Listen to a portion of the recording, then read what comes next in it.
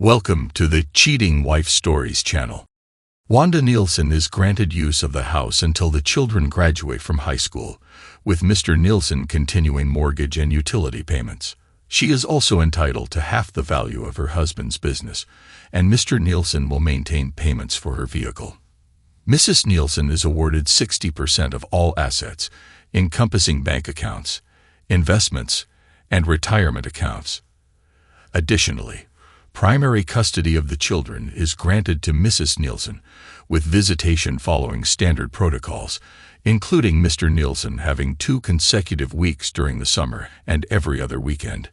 Child support is set at $750 per month per child, totaling $1,500 per month. Considering Mrs. Nielsen's absence from the workforce for the last 5 years, maintenance of $2,000 per month is added. The divorce will be finalized in 90 days unless Mr. Nielsen revokes the petition. Concluding the proceedings, Judge Mary Matthews banged her gavel. As she began to rise, I uttered the single word that would lead to changes dominating the next several months of my life. I responded to her challenge, stating that I wasn't sure what was difficult to understand. I offered to provide a definition if the word was challenging for her. Judge Matthews froze mid-motion, her head swiveling so fast that it seemed her neck might snap off. A look of disbelief adorned her face, as if she couldn't fathom someone stating that word in her presence. Slowly, she returned to her chair.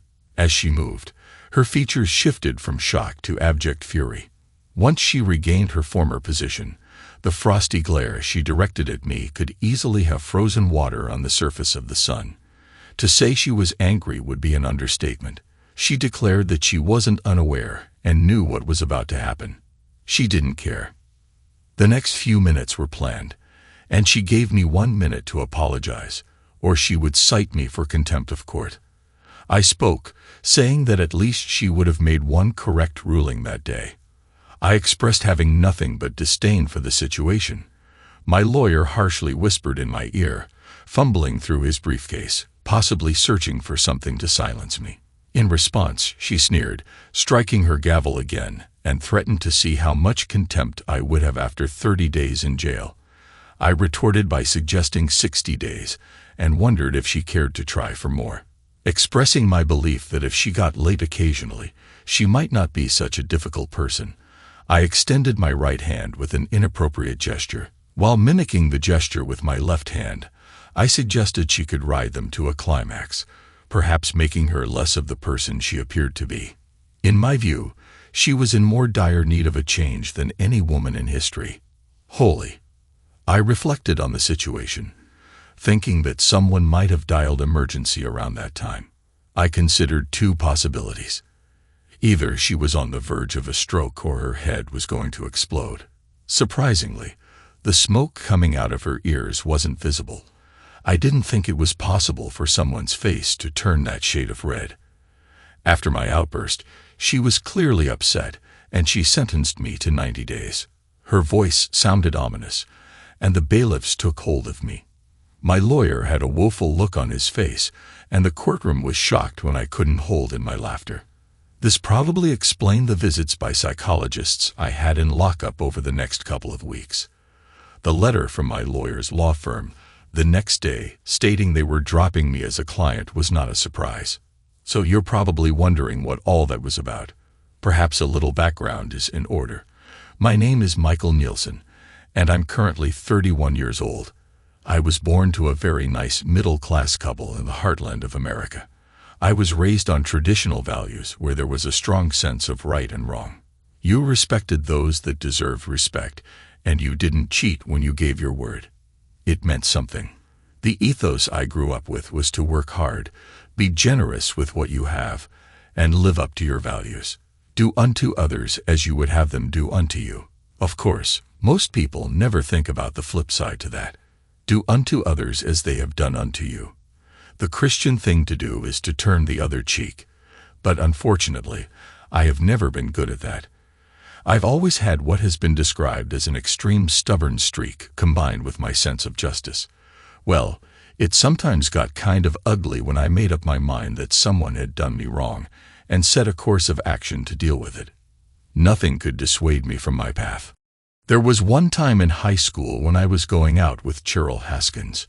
We had been dating for a couple of months by this time, and we had an argument about something leading to our breakup. I put that in quotes because it was kind of understood that it was only temporary, and we would apologize to each other a couple of days later and get back together. It wasn't the first time that it happened. We would just use the weekend to cool off and make up on Monday. Unfortunately, I happened to be walking past the theater on Saturday evening and saw my cousin Harold escorting Cheryl into the theater. Two things here. Harold and I were more like brothers than cousins. We were the same age and had been practically inseparable for as long as I can remember.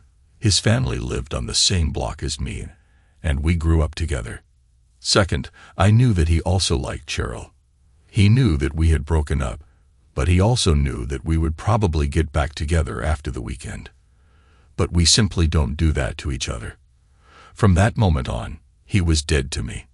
When Cheryl tried to talk to me on Monday, I simply refused to acknowledge her presence.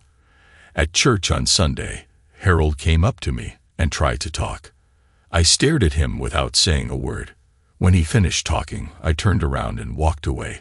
His family came over for Sunday dinner. I ignored him. He tried to play video games with me. I stopped playing and went to my room. Our parents tried several times to get me to talk to him, but I refused every time. Even a year later, after I actually took his girlfriend from him, I still refused to have anything to do with him. Oh, I did confront him when he questioned me about the situation. But that was it. He sent me a wedding invitation. Years later, I ignored it. When I married Wanda, every member of my extended family got an invitation except him. Okay, so I'm a bit of an idiot and hold a grudge. The thing is, when someone wrongs me, I don't forgive unless it was an honest mistake. What Harold and Cheryl did was intentional. Right now, many of you think I'm an idiot. If that's the case, let me annoy you a bit more. I firmly believe that you shouldn't do the crime if you can't do the time. If you are foolish and mess up, you should fully face the consequences of your actions. If you drive drunk and get caught, expect to lose your license for a while. Pay higher insurance, and perform community service or whatever else is involved. If your job depends on you driving, you lose your job. I call that a foolish tax. If a girl chooses to engage without protection and ends up pregnant at 18 years old, her foolish tax is being called mommy for the next 18 years. If a guy chooses to make a mistake and ends up responsible for a child, he should be required to step up and take care of the kid he was half responsible for. Choices have consequences. It's called personal responsibility. I refuse to have to pay for someone else's mistakes. So I worked hard through high school and got pretty good grades. I earned some nice scholarships and went to college. I did well with the ladies and still kept my grades up. I was always on the better-looking side, and I worked to maintain my health.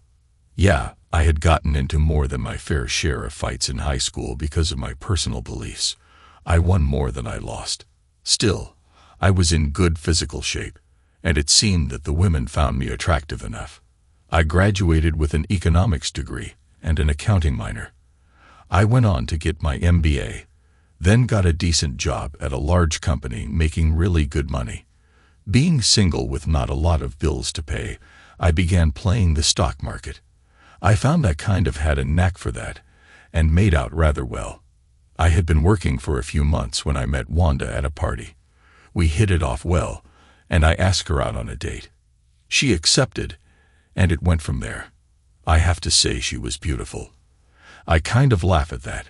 Seriously, how many guys ever say that their girlfriend is unattractive? Sure, she may be unattractive to someone else, but to them, she is beautiful anyway. I can say that Wanda is beautiful because she always attracts stares whenever we are out, and every one of my friends has commented on how they will try to move in if we ever break up. Even some of my friends have commented on trying to get close to her if she becomes available. I eventually asked. She accepted, and we got married. I should probably mention that Wanda did go to college. I like to joke that she went for her Mrs. degree. She didn't get that, But she did graduate with a degree in art history, which qualified her for her job as a barista at Starbucks. For those who are confused, a Mrs. degree signifies a girl that goes to college to put off adulting for a few years and graduates with a husband to take care of them for the rest of their lives. Yes, I'm an arrogant idiot. Get lost. So we settled into marital bliss. She quit her job a week before the wedding and settled into becoming a homemaker. Our bed life was great, and we bought a nice 3-bedroom house. I was doing well at my job as well as raking in some nice money playing the stock market. We weren't really living extravagantly, so we were able to set aside a considerable amount of cash. All my bonuses went into our investments, along with maxing out my Roth contributions.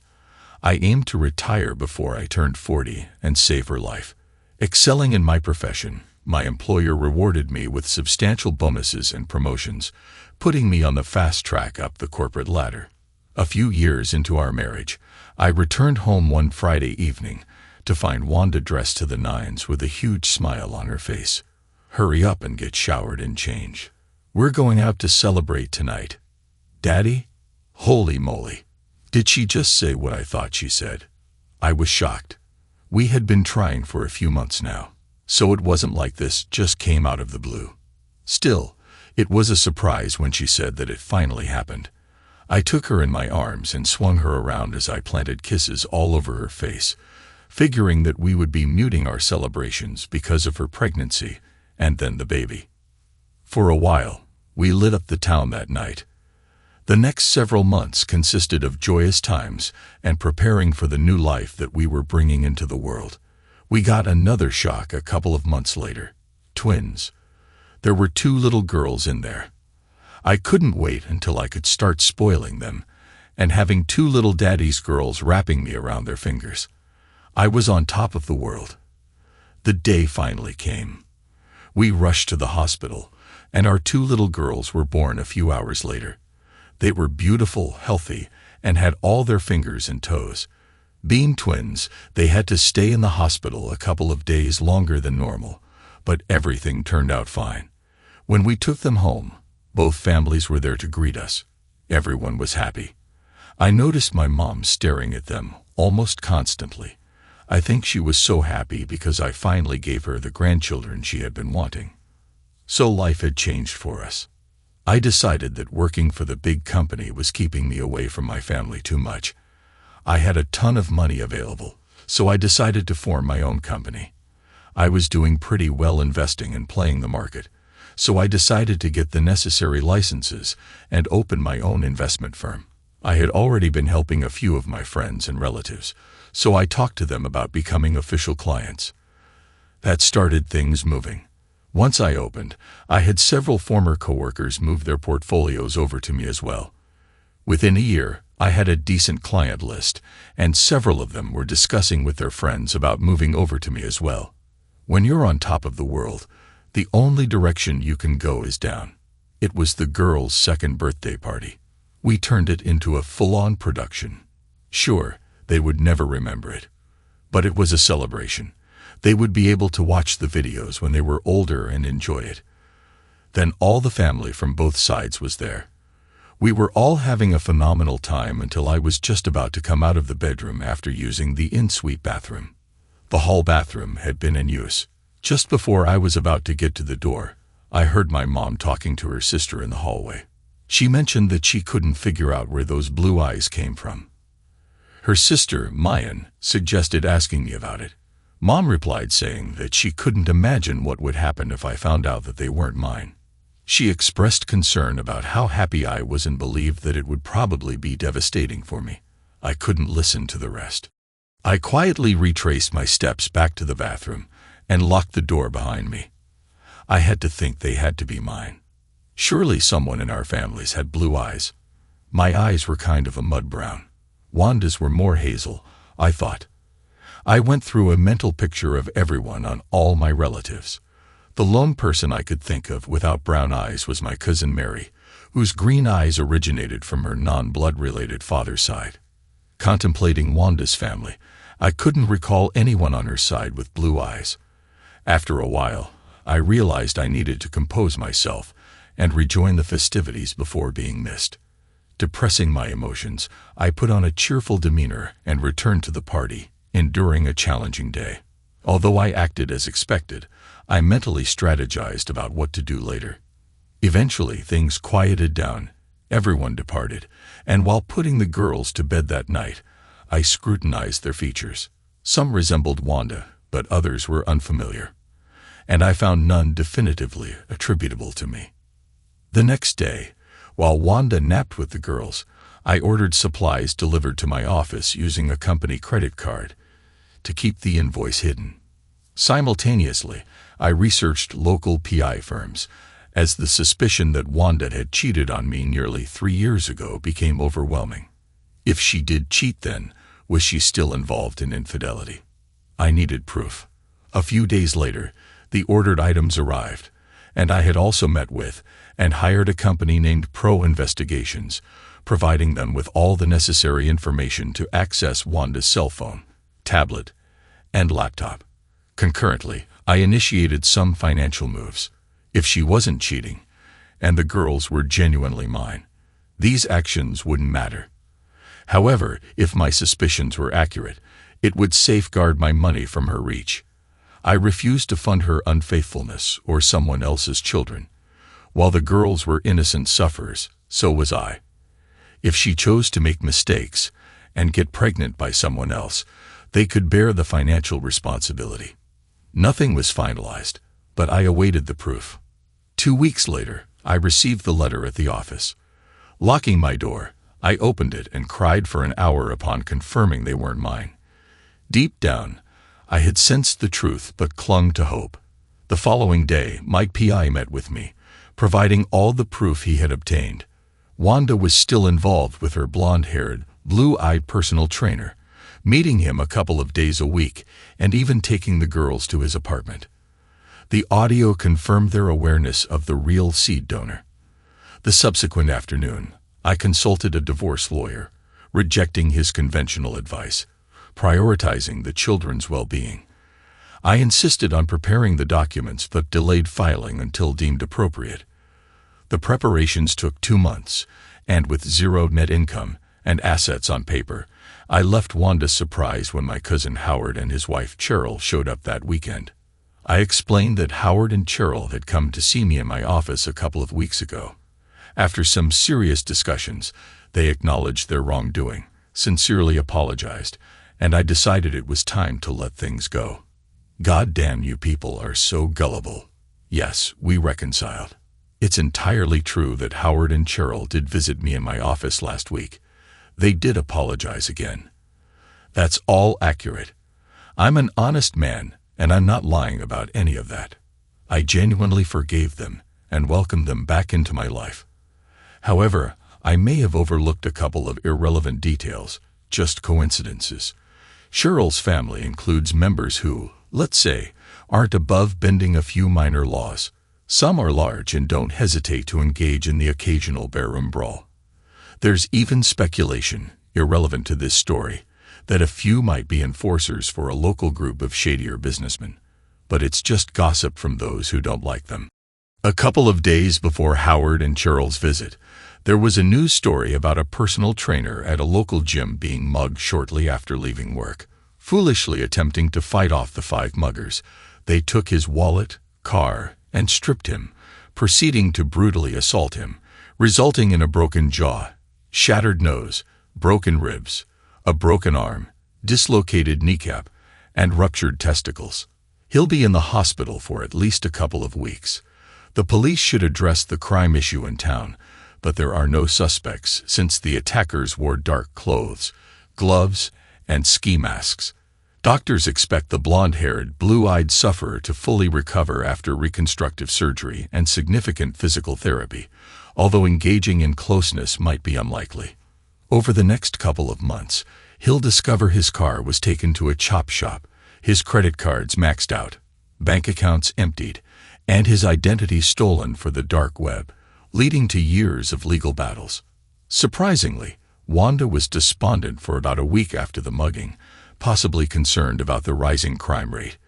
Despite my offer to enhance home security, she remained unsettled. On Monday morning, I instructed my lawyer to complete the paperwork and file it, aiming to have her served on Friday. In the late afternoon, he attempted to persuade me to make changes, but I remained firm.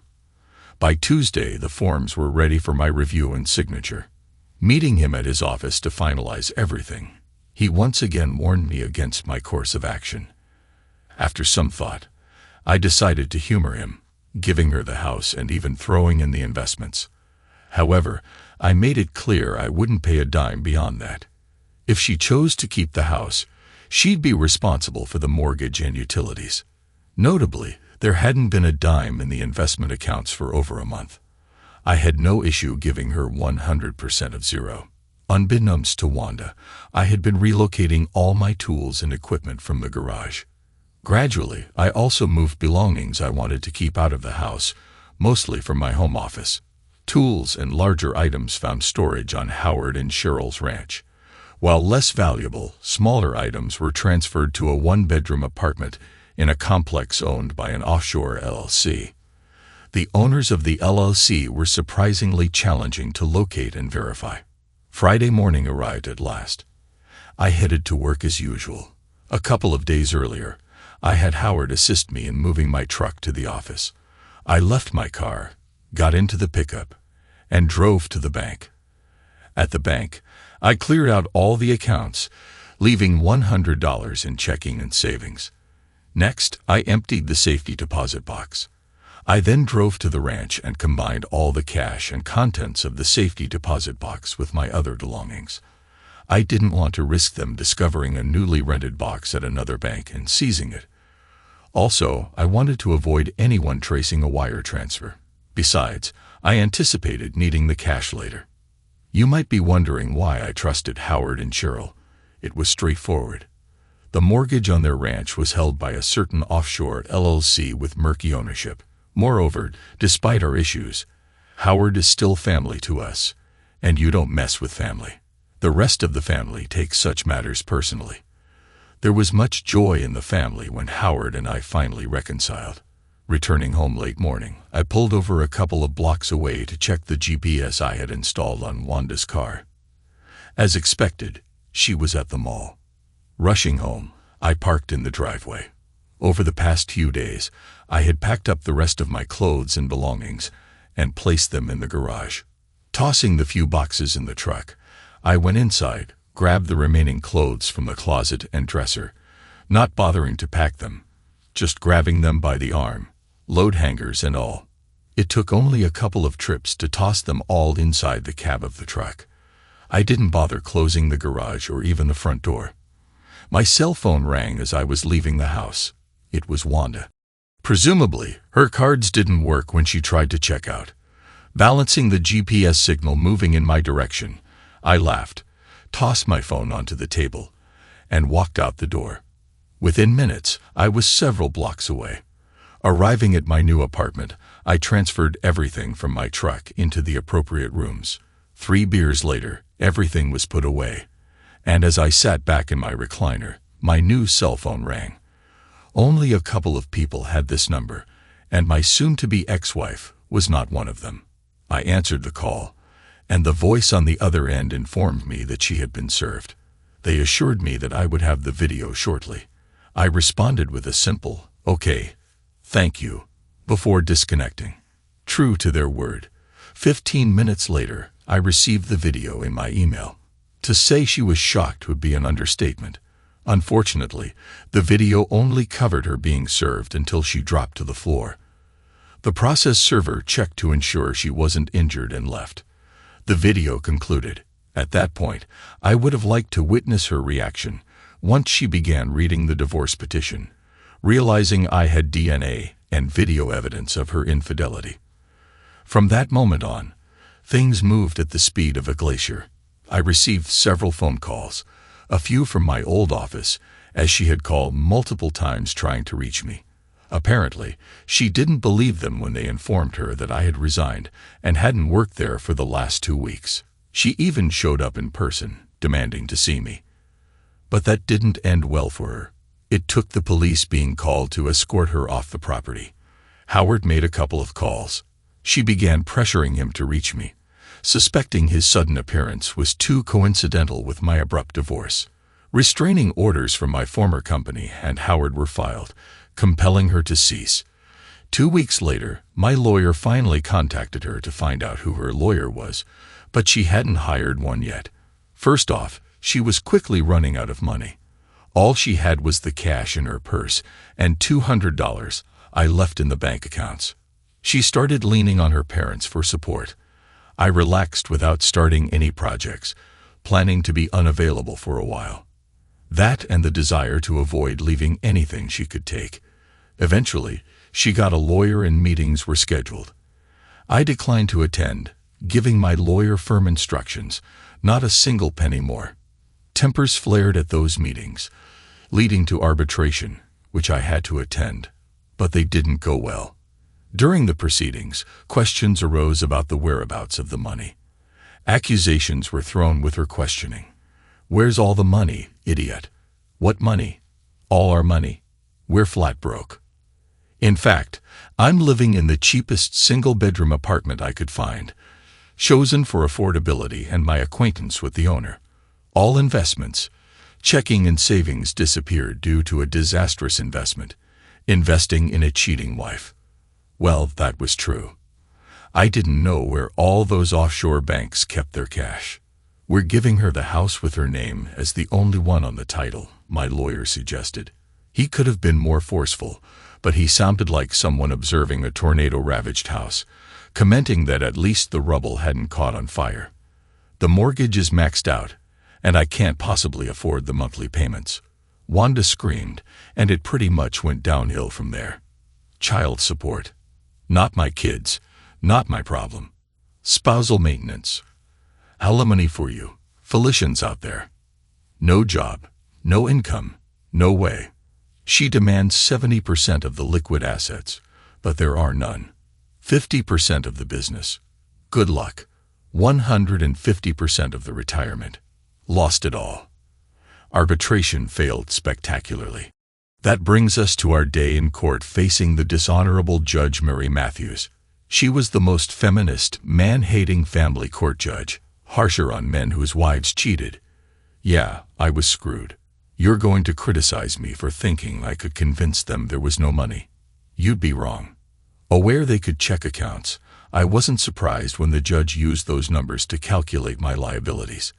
The thing is, they had no way to access it. I needed the time to transfer funds around through different banks and different accounts. I even went so far as to personally pull all the money out of one bank, then deposited parts of the withdrawal into several other accounts at separate banks. Of course, those accounts were in several different names. One of those rather shady businesses that Cheryl's family was involved with was a gift shop where you could buy fake IDs for entertainment purposes only. That was even printed on the ID cards. I possessed an ID claiming I was Jesus Christ, enhancing pranks when sufferers exclaimed, "Jesus Christ." I'd reveal my fake ID costing about $50, skillfully crafted, with the only giveaway being the entertainment statement. For a higher fee, they'd omit the warning. I electronically transferred money to other accounts, potentially traceable but costly and time-consuming. Now, back in front of the man-hating judge, 60 days into my 90-day county jail stay. Short-term sentences served in the county jail, not state prison. She sneered and asked if I had learned my lesson yet. I responded, about not marrying a cheating spouse. I grasped that long before your court. She clarified that she met my attitude in her court. The vein on her forehead was popping, not ideal for her blood pressure. I dismissed any issues with my attitude, expressing concern about her health while being railroaded in front of kangaroos, and suggested her blood pressure must spike during doctor visits. She warned me that she could extend my stay in jail, and given my attitude, would add another 30 days. She then brought up the purpose of the meeting, questioning why I hadn't made my first 2 child support or maintenance payments to my ex-wife. She also inquired about the absence of my lawyer, questioning if they were unavailable. In frustration, She expressed her mistaken impression that being really smart was a requirement to be a judge and thanked me for correcting her on that. She suggested explaining things to me so I could understand. Sorry if it's still over your head, but the lowest I can go is so a fifth grader can comprehend it. Do try to keep up. I really was becoming concerned about her bench catching on fire from the flames she was expressing. At that point, I was starting to think that she actually didn't like me. I am in jail. I have no access to any money. Since I have no access to any money, I am unable to send any money since it was your mistake that put me there. I suggested. She explained why she is the reason that cheating woman can't get the money that she was trying to take from me to give to that fallen woman. I questioned if she got all that or if I needed to explain it to her slower. I was then escorted back to my cell for another 90 days, 30 from my original sentence, 30 from her first high raid, and another 30 that I managed to catch at the end. To be honest, it really wasn't that bad. Sure, the food sucked, but I still ate it. I had a nice bed to sleep in and lots of free time to relax. I made good use of the weights and exercise machines. I didn't have many problems in there.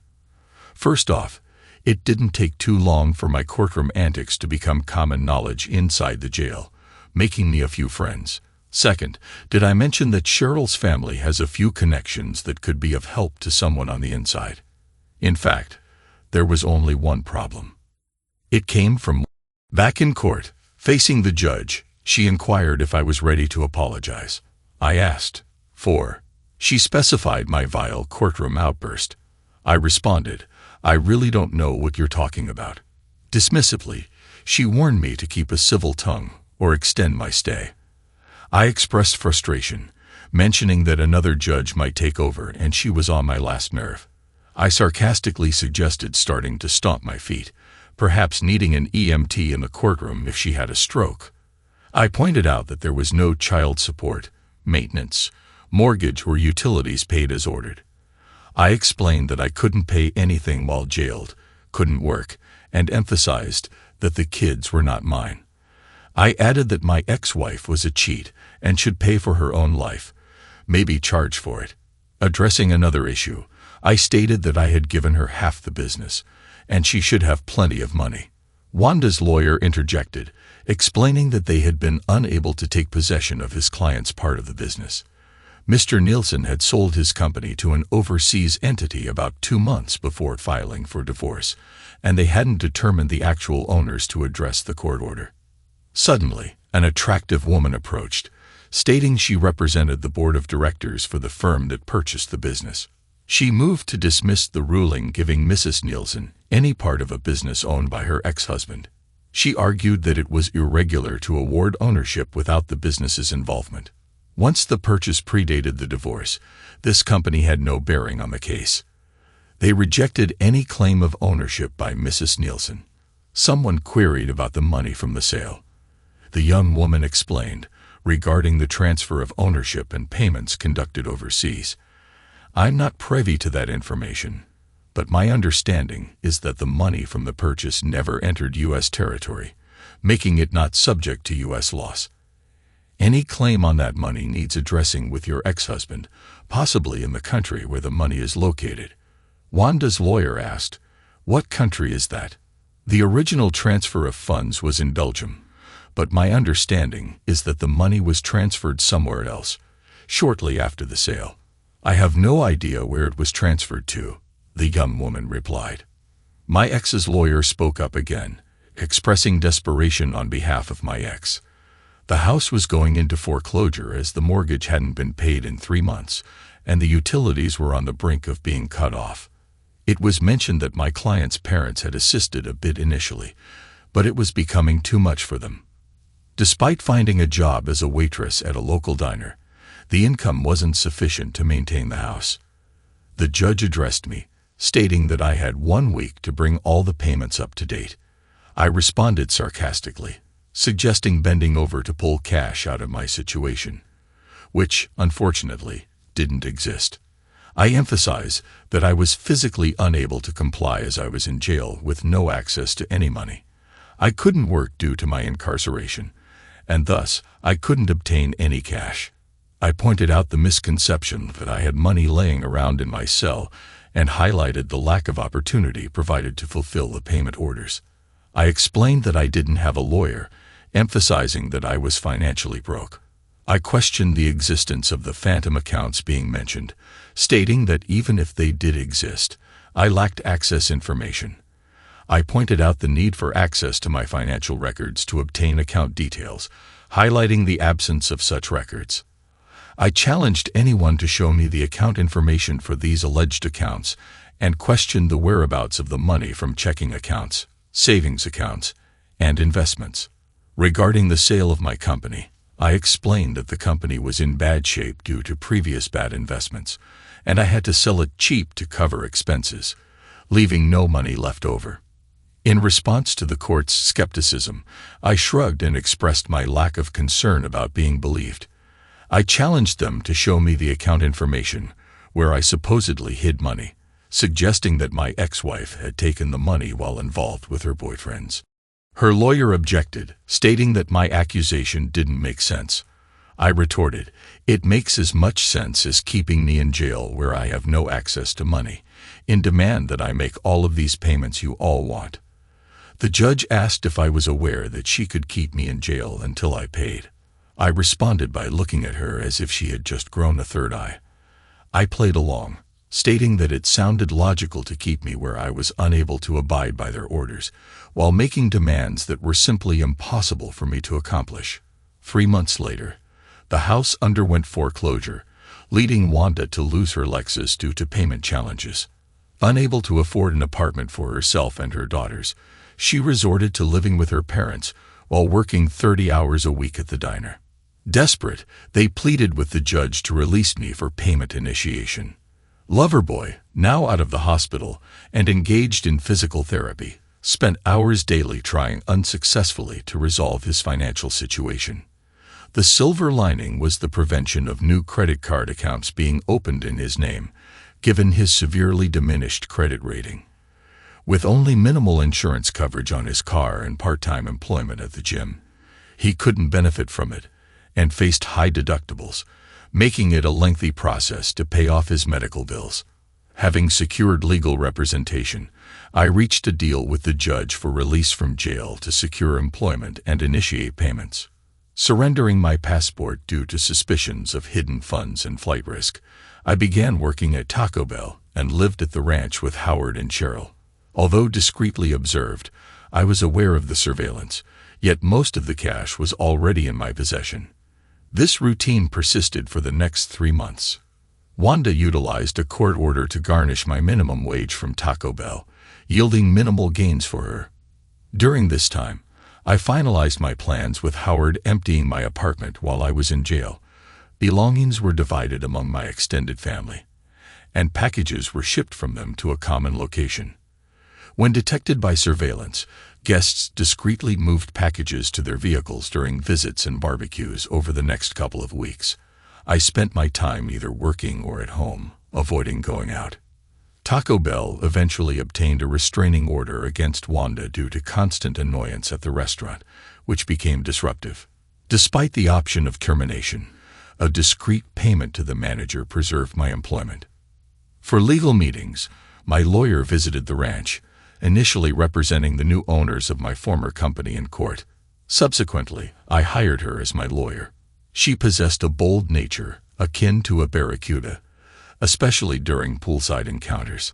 Dismissing ethical concerns about a lawyer-client relationship, I asserted that lawyers considered scruples as a form of payment in Russia, with morals being large paintings on walls. All right, so you're probably wondering about my finances. Yes, indeed, I did sell my firm. No, I didn't sell it to myself. I wasn't going to provide Wanda any chance to stumble upon information she could use to claim any part of the firm. I was divesting from it. Besides, I wanted the cash.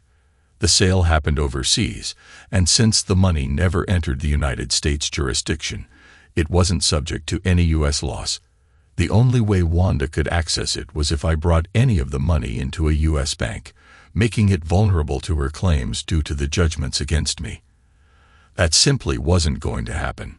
It was a significant sum, complemented by my investment accounts in the $10 million range, cash on hand from the safety deposit box, checking and savings accounts, and safes with cash equaled around $200,000. Some of the cash I used for my plans, but I still had about $150,000 on hand. I wasn't planning to take any cash with me.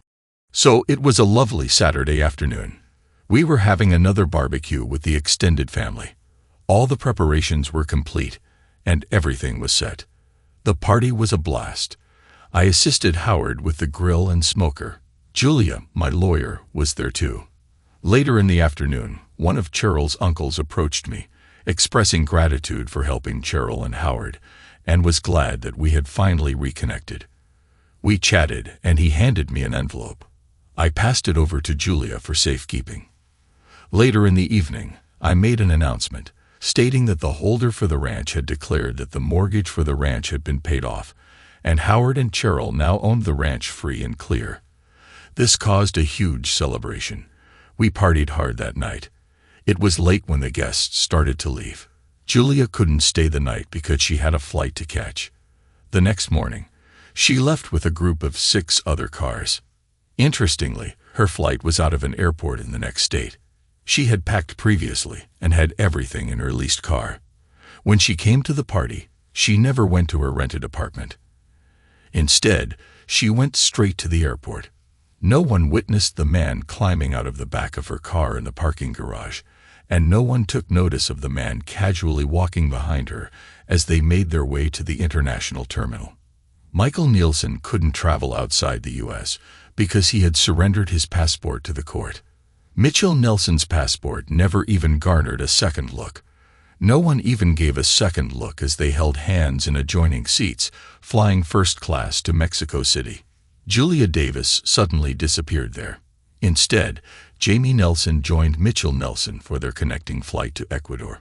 2 days later, Greg and Samantha Cooper reached their hacienda on the Caribbean coast of Costa Rica, becoming members of the Mile High Club.